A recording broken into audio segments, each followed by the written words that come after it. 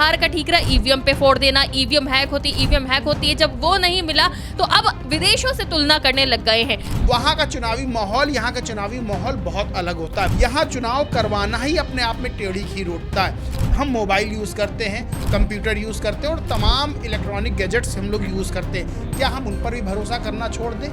क्या हम उसी चिट्ठी लिखना शुरू कर दें? ये देखना होगा कि हार विपक्ष क्यों रहा है। क्या ईवीएम की वजह से हार रहा है? क्या चुनाव आयोग की वजह से हार रहा है? तीसरी सबसे बड़ी पार्टी बनकर सामने आए हैं और फिर भी आप इस तरह के सवाल खड़े करते हैं। आज हमारा मुद्दा क्या बैलेट पेपर है या दूसरे अन्य मुद्दे हैं?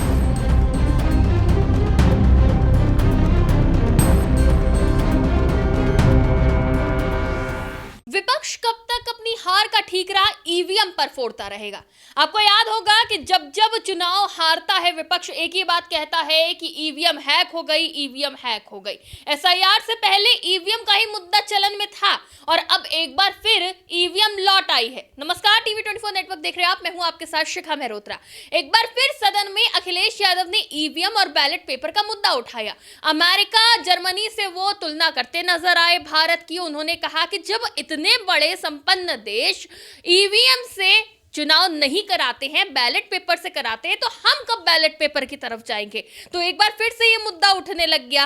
रामपुर में चुनाव में धांधली हुई, ये बात बार बार समाजवादी पार्टी कहती है। आखिर क्या होने जा रहा है? कौन सा मुद्दा 27 में गरमाएगा? इन्हीं सब चीजों पर बात करेंगे हम। हमारे साथ टीवी 24 नेटवर्क के पॉलिटिकल एडिटर अजय सिन्हा हैं, उन्हीं से जानते हैं। तो सर देखिए, बार बार हार का ठीकरा ईवीएम पे फोड़ देना, ईवीएम हैक होती है। जब वो नहीं मिला तो अब विदेशों से तुलना करने लग गए हैं। क्या ये 27 के लिए मुद्दा बनाने की तैयारी है? देखिए, अखिलेश यादव ने जो संसद में कहा कि बैलेट पेपर से चुनाव होना चाहिए, अमेरिका, जर्मनी, जापान जैसे संपन्न देश अपने यहाँ बैलेट पेपर से चुनाव करवाते, ईवीएम से चुनाव नहीं करवाते, मशीन से चुनाव नहीं करवाते। इवन जर्मनी में अगर मशीन से चुनाव होता है तो फिर उसे असंवैधानिक माना जाता है, इसलिए भारत में भी होना चाहिए। देखिए, सबसे बड़ी बात यह है कि अभी तक विपक्ष ईवीएम को लेकर तमाम तरह के आरोप लगा रहा था। आरोप ये लगा रहा था कि चुनाव आयोग और बीजेपी ईवीएम में धांधली करवाती है और फिर वो चुनाव जीत जाते हैं। बैलेट पेपर से लगातार मांग की जा रही थी, लेकिन बीच में एसआईआर का मुद्दा आया, ईवीएम का मुद्दा गायब हो गया। अब फिर से अखिलेश यादव ने एक बार हवा दे दी है कि बैलेट पेपर से चुनाव होना चाहिए। दरअसल जिन मशीन की बात कर रहे हैं, जिस ईवीएम की बात कर रहे हैं अखिलेश यादव, और जिन देशों की बात कर रहे हैं, पहले समझना होगा कि वहाँ की चुनावी प्रक्रिया और यहाँ की चुनावी प्रक्रिया, वहाँ का चुनावी माहौल, यहाँ का चुनावी माहौल बहुत अलग होता है। भारत सबसे बड़ी जनसंख्या का देश है, यहाँ चुनाव करवाना ही अपने आप में टेढ़ी खीर उठता है। दूसरी चीज़, उन्होंने कहा कि मशीन में भरोसा नहीं कर सकते। हम मोबाइल यूज़ करते हैं, कंप्यूटर यूज़ करते हैं और तमाम इलेक्ट्रॉनिक गैजेट्स हम लोग यूज़ करते हैं। क्या हम उन पर भी भरोसा करना छोड़ दें? क्या हम उसी चिट्ठी लिखना शुरू कर दें? यानी कि अगर बैलेट पेपर की बात हो रही कि बैलेट पेपर चुनाव कराया जाए, तो हम लोग जो मेल करते हैं, जो व्हाट्सएप करते हैं, तो उसकी जगह जिस तरह से पहले टेलीग्राम भेजा जाता था, चिट्ठी भेजी जाती थी, उसी तरह से हम लोग को भेजना चाहिए। देखिए, समय के साथ हर चीज़ आगे बढ़ती है और इसी तरह से भारत में भी तमाम चीज़ों में बदलाव समय के साथ हुआ है। आपको याद है कि नहीं, लेकिन मुझे बहुत अच्छे से याद है कि जब बैलेट पेपर चुनाव होते थे, पूरे के पूरे बूथ लूट लिए जाते थे। किस तरह से जहां डकैत होते थे वहां डकैत अपना शासन चलाते थे। वो एक घोषणा कर देते थे कि फलानी पार्टी को वोट जाएगा, तो आपको जो वहां की जनता होती थी, जो ग्रामीण होते थे, उनको वोट देना पड़ता था, नहीं तो फिर उसका भुगतान भी उनको भुगतना पड़ता था। तमाम जगह बदमाश होते थे, वो ऐलान कर देते थे चुनाव से पहले कि फलाने कैंडिडेट को ही वोट जाएगा, फलानी पार्टी को वोट जाएगा। वो दौर भी देश ने देखा है, किस तरह से जो बैलेट पेपर बॉक्स होते थे उसमें इंक डाल दी जाती थी, यानी कि लगा इस बूथ पे फलाने पार्टी को वोट जाएगा, तो क्या करता था, जो दबंग होता था वो वहां पर इंक डाल देता था, बूथ में सारे वोट खराब हो जाते थे। तो क्या वही दौर फिर से देखना चाहते हैं? आज ईवीएम को लेकर तमाम तरह के सवाल विपक्ष खड़ा करता है, अखिलेश यादव खड़ा करते हैं। ये देखना होगा कि हार विपक्ष क्यों रहा है। क्या ईवीएम की वजह से हार रहा है? क्या चुनाव आयोग की वजह से हार रहा है? या अपनी कमियों की वजह से हार रहा है? देखिए, भाजपा ये भी कहती है कि जहां आप जीतते हैं, जिस राज्य में आप जीतते हैं, जिस सीट पे आप जीतते हैं, तो वहां पर भी तो आप ईवीएम से जीतते हैं। अयोध्या इसका सबसे बड़ा उदाहरण है। लेकिन ये चीज विपक्ष भूल जाता है। तो क्या उन जगह पे दोबारा से चुनाव नहीं होना चाहिए जिन सीटों पे विपक्ष जीतता है, अगर भरोसा नहीं है? देखिए, अखिलेश यादव ने अखिलेश यादव जहां जहां जाते हैं, सिर्फ एक दिन की बात नहीं, जब भी जाते हैं और जब भी बीजेपी को चिढ़ाना होता है, बीजेपी का मजाक उड़ाना होता है, तो अखिलेश यादव अयोध्या के जो सांसद हैं अवधेश प्रसाद, उनका हाथ खड़ा कर देते हैं और दिखाते हैं कि देखिए विनिंग ट्रॉफी है, आपको अयोध्या में ही हमने धूल चटा दी। जबकि अयोध्या ऐसी सीट थी जहां से, जो केंद्र था बीजेपी की राजनीति का, जहां से बीजेपी चुनाव पूरे देश में लड़ रही थी, और सीधे तौर पर जब राम मंदिर का निर्माण हुआ तो ये बीजेपी आश्वस्त थी कि राम मंदिर के निर्माण के चलते हमें बहुत बड़ी संख्या में जीत मिलेगी, और अयोध्या 400 पार, और अयोध्या को लेकर तो कोई डाउट नहीं था। लेकिन हुआ क्या, जब 2024 लोकसभा का रिजल्ट आया, अवधेश प्रसाद समाजवादी पार्टी कैंडिडेट वहां जीत गए। अयोध्या सीट जो कि बीजेपी की राजनीति का आज से नहीं दशकों से केंद्र रहा है, वहां पर बीजेपी को हार का सामना करना पड़ा। और पूरा माहौल बनाया गया था कि कार्यसेवकों पर गोलियां चलाई, पूरा माहौल बनाया था भाजपा ने। दिलचस्प बात यह है कि अवधेश प्रसाद की जीत उसी ईवीएम से हुई जिस ईवीएम पर सवाल खड़े कर रहे हैं। अवधेश प्रसाद बैलेट बॉक्स से नहीं जीते, अवधेश प्रसाद ईवीएम की ही वोटिंग से जीते हैं। तो सीधे तौर पर आप उस सीट पर जीत रहे हैं जिस सीट पर बीजेपी अपना राजनीतिक केंद्र बिंदु मानती थी। जिस सीट को आप उत्तर प्रदेश में अभी हाल फिलहाल 2024 का जब चुनाव हुआ, उसमें 37 सीटें जीतकर सामने आए हैं, तीसरी सबसे बड़ी पार्टी बनकर सामने आए हैं, और फिर भी आप इस तरह के सवाल खड़े करते हैं और कहते हैं बैलेट बॉक्स से चुनाव होना चाहिए।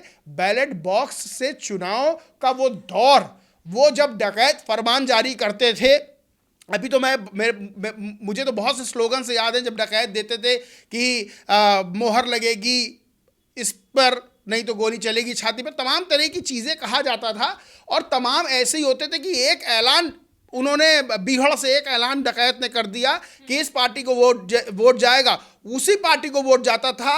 ग्रामीणों में, गांव वालों में इतनी हिम्मत नहीं होती थी कि उस डकैत के उस गुट का विरोध कर दे। और सिर्फ डकैत नहीं, पूरे उत्तर प्रदेश की अगर हम बात करें, तमाम जगह ऐसे ऐसे गुट थे। तो क्या वही दौर सामने लाना चाहता है विपक्ष? मतलब बिल्कुल ऐसा हो गया, गाड़ी छोड़ के बैलगाड़ी पर आ जाओ। बिल्कुल बिल्कुल, वही मैंने कहा कि आप जीमेल यूज ना करिए, आप व्हाट्सएप यूज ना करिए, आप पोथी पत्रा। विपक्ष खासतौर से समाजवादी पार्टी उपचुनाव का उदाहरण देती है, धांधली का आरोप लगाती है, रामपुर चुनाव को खासतौर से वो जो है बार बार जिक्र करती है, इस बार भी जिक्र हो रहा है। तो क्या सच में धांधली हो सकती है? और अगर विपक्ष को भरोसा नहीं है तो कोई अपग्रेड टेक्नोलॉजी लाने की बात कर सकते हैं, क्योंकि अखिलेश यादव हमेशा विकास की टेक्नोलॉजी की बात करते हैं, लेकिन बैलेट पेपर की तरफ वापस जाने के बाद ये किस तरह से क्या लग रहा है? यही विडंबना है कि अखिलेश यादव वो नेता हैं जिन्होंने उत्तर प्रदेश में बच्चों के हाथ में लैपटॉप बांटे। उत्तर प्रदेश में अखिलेश यादव ने जो स्टूडेंट्स थे, जो छात्र छात्राएं थी, उनको टेक्नोलॉजी की तरफ मोड़ा, राह दिखाई। और वही अखिलेश जब बैलेट पेपर की बात करते तो समझ में आता है, ऐसा लगता है कि अखिलेश यादव जानबूझ के वो मुद्दे नहीं उठा रहे हैं, या ऐसा मुद्दा उठा रहे हैं जिसका अस्तित्व बहुत ज़्यादा नहीं है। बिहार में अभी चुनाव हुए, आप देखिए बिहार में किस तरह से विपक्ष हारा है। बिहार की हार खुलकर सामने आई है। बिहार में विपक्ष की हार किसी से छिपी नहीं है कि बिहार में विपक्ष क्यों हारा। जो बिहार में महागठबंधन की जीत बता रहे थे, 200 सीटें पार करवा रहे थे, वो खुद हारने के बाद जब विपक्ष महागठबंधन हारा तो खुद उनके समर्थक कहते नजर आए कि कांग्रेस ने बीच में चुनाव छोड़ दिया। कभी कोई कहता आया कि तेजस्वी यादव के समर्थन में ऐसे गाने बने तो लोग भड़क गए। कभी किसी ने कहा कि तेजस्वी के समर्थक इस तरह से मोटरसाइकिलों से रैली निकाल के निकले। तो अखिलेश भी गए थे प्रचार करने, लोग तो कह रहे अखिलेश ने भी नैया डुबा दी। बिल्कुल नहीं, अखिलेश का तो बहुत ज्यादा, देखिए बिहार में अखिलेश जिता पाते या हरा पाते तो अखिलेश का बहुत ज्यादा रोल नहीं था, क्योंकि अखिलेश यादव की उत्तर प्रदेश, लोग कह रहे हैं, लोगों का कहना है, जब हम फील्ड पे जाते लोगों से बात करते तो लोग कहते हैं अखिलेश यादव भी उनमें से एक है जिन्होंने नैया डुबाई। लेकिन सबसे बड़ा जो कारण था वो जंगल राज का ठप्पा था। सबसे बड़ा कारण था कि तेजस्वी यादव अपनी बात को डिलीवर नहीं कर पाए। 3 करोड़ रोजगार की जब उन्होंने बात की, चुनाव से ठीक पहले उनसे पूछा गया 3 करोड़ रोजगार कैसे देंगे, तो उसका रोड मैप क्लियर नहीं था उनको पास। कांग्रेस बिल्कुल किनारे हो गई थी। कांग्रेस ने बाद में आरजेडी पे ठीकरा फोड़ा, आरजेडी ने कांग्रेस पे ठीकरा फोड़ा। ना कोई एसआईआर की बात रही, ना कोई ईवीएम की बात रही। एक बार फिर से बैलेट पेपर की बात होती है तो ये चीज़ समझनी होगी कि आज हमारा मुद्दा क्या बैलेट पेपर है या दूसरे अन्य मुद्दे हैं। सीधे तौर पर जब आपका सांसद, जिसे अवधेश प्रसाद, जिनका हाथ आप उठाते हैं ट्रॉफी, विनिंग ट्रॉफी की तरह, वो उसी सीट पे जीते हैं जिस सीट पर बीजेपी दम्भ भरती थी कि ये सीट तो हमारे पास से नहीं जाएगी। आप 37 सीटें लोकसभा चुनाव में उत्तर प्रदेश सिर्फ एक राज्य से 37 सीटें जीत के तीसरी सबसे बड़ी पार्टी बने, तो आपको ये समझना होगा आप उसी मशीन से जीते हैं। हाँ, अगर आपको लगता है कोई कमी है, कोई गड़बड़ी है, तो आप इस चीज़ का विरोध कर सकते हैं, लेकिन इसका मतलब ये नहीं कि हम 40 साल पहले या 30 साल पहले हम पहुंच जाएं और कहें कि फिर से 30-40 साल पहले जो समय चल रहा था, चुनावी समय था, जो चुनावी प्रक्रिया थी, उसी को हम रिपीट करें। फिर आपने कहा कि रामपुर उपचुनाव को लेकर की धांधली हुई। देखिए, रामपुर में आजम खान का किला ध्वस्त हुआ है। रामपुर में आजम खान की राजनीति खत्म हो गई। सिर्फ एक चुनाव नहीं बल्कि बैक टू बैक चुनाव समाजवादी पार्टी हारी है। और सबसे बड़ी बात यह है कि अखिलेश यादव को भी कथित तौर पर आजम खान पे भरोसा नहीं रहा, तभी उन्होंने महबुल्ला नदवी को टिकट दिया। आजम खान नहीं चाहते थे कि नदवी को टिकट मिले, लेकिन अखिलेश यादव ने रामपुर से समाजवादी पार्टी का टिकट महबुल्ला नदवी को दिया और बाद में महबुल्ला नदवी उसी ईवीएम से जीते। यानी कि सोचिए कि जब आपको यकीन आजम खान पे नहीं है कि आजम खान जिता सकते हो, आप आजम खान की नाराजगी के साथ ही दूसरे को टिकट दे रहे हैं, तो फिर आप ये कहते हैं कि वहां पर जो है हार हो गई समाजवादी पार्टी की। यानी कि आजम खान का जो बना बनाया किला था वो ध्वस्त हो चुका था। तो कई चीज़ें हैं, ये चीज़ें देखनी होंगी। हाँ, आपको लगता है कि कहीं गड़बड़ है, कहीं कोई जो है गड़बड़ की जा रही, तो आप उस चीज़ का विरोध कर सकते हैं, लेकिन इसका मतलब ये नहीं कि हम चुनावी प्रक्रिया को 3 दशक पहले ले जाएं। जी बिल्कुल, बहुत बहुत शुक्रिया अजय। तो देखिए, यहाँ पर एक चीज समझने वाली होगी कि जब आप जीत रहे हैं तो वो जनता द्वारा आपको जिताया गया है, जब आप हार रहे हैं तो ये भी जनता का फैसला है। जिस तरह से भारतीय जनता पार्टी के हाथों से अयोध्या गई और समाजवादी पार्टी की झोली में गई, उस तरह से अगर रामपुर आप हारे तो आपको विश्वास करना होगा कि जनता का ये फैसला है।